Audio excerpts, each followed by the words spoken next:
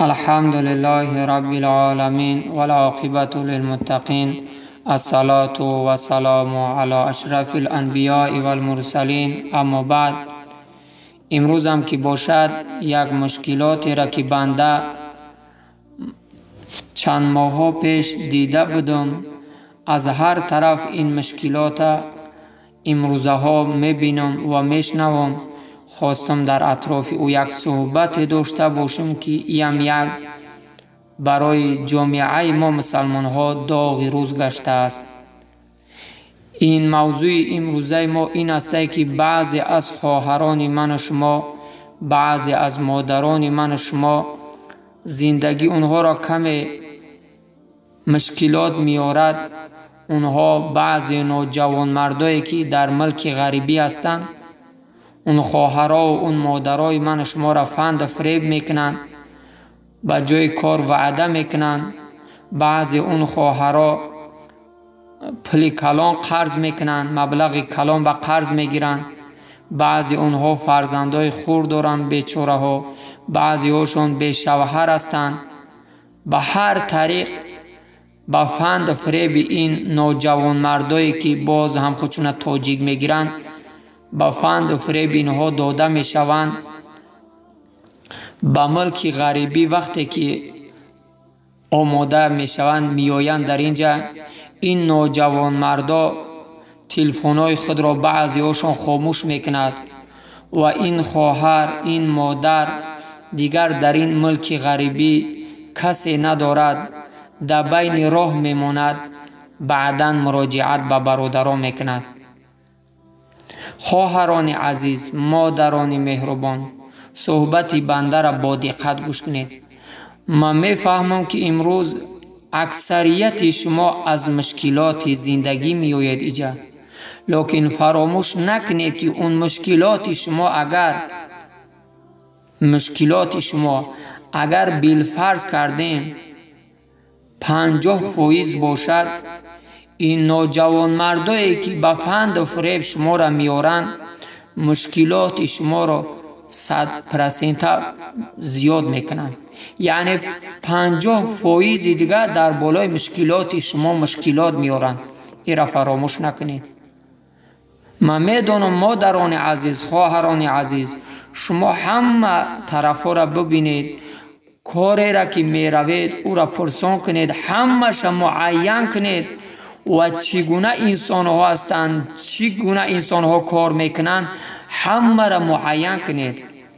حتی در شریعت اسلام زن به محرم راه های دور رفتن نمیتونه. این را شما خوب در میکنید. لیکن میفهمم که به سبب مشکلاتی که دارید میآید، لیکن خوب اهمیت بدین که شما نزد کی میرین. خواهران عزیز، مادران عزیز، سخت میگم لیکن برای فایده جان خودتون میگم. اون کسایی که نامهای زیبای خودشان را می نویسند، در ایما و در واتساپ ها نامهای زیبا برای خود میگذارند، بسیار سخنهای شیرین میگویند، جا شوه گریه هم میکنند. فریب اینها نشید. اینها گرگوهایی هستند که پوست گوسپند را در سرهای خود کشیدند.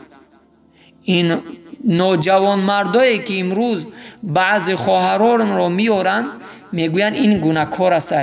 اون خواهر پول کلان قرض میکند، به اینجا میآید میگوید که مرا وعده کرد که به این میکار، این مبلغ اینجا آمدم کار دیگه هست، مبلغ دیگر است، اکنون من نمیدونم چیکار کنم میگه.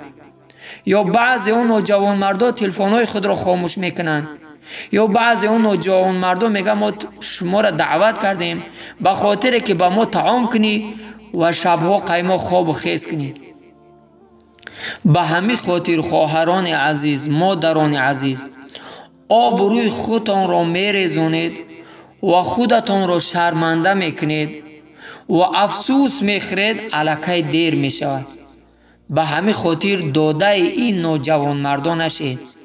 قسم به الله که من آفریده است، امروز این مردم بی سواد یک طرف، حتی بعضی های ما دعوای طالب علمی میکنیم، این نفس های پلید اکثریت ما را گمراه کرده است. چی برسد به اون نوجوان مردایی که بی توفیق هستند، ماها می شود سرش و سجده را نمی بینند.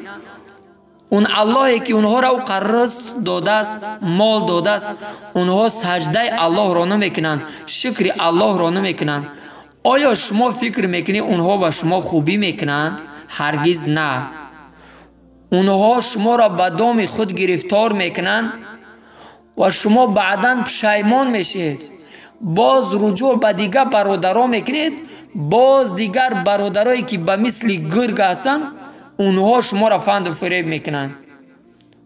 مالعصف دیگر در بین راه به دو اشک دیده به وطن روان میشید، صد پشیمان میشید. به همین خاطر صبر کنید، تحمل کنید. همون یک لقمه نان هم که میآید همون را به شکر بخورید در پیش فرزندان خود. بسیار حالت وزمین نشود، روانه به غریبی نشوید. جوانان دیگر هستند، زنها و مادرها دیگر هستند. الله متعال همه من شما را به راه راست هدایت نصیب گرداند. آمین.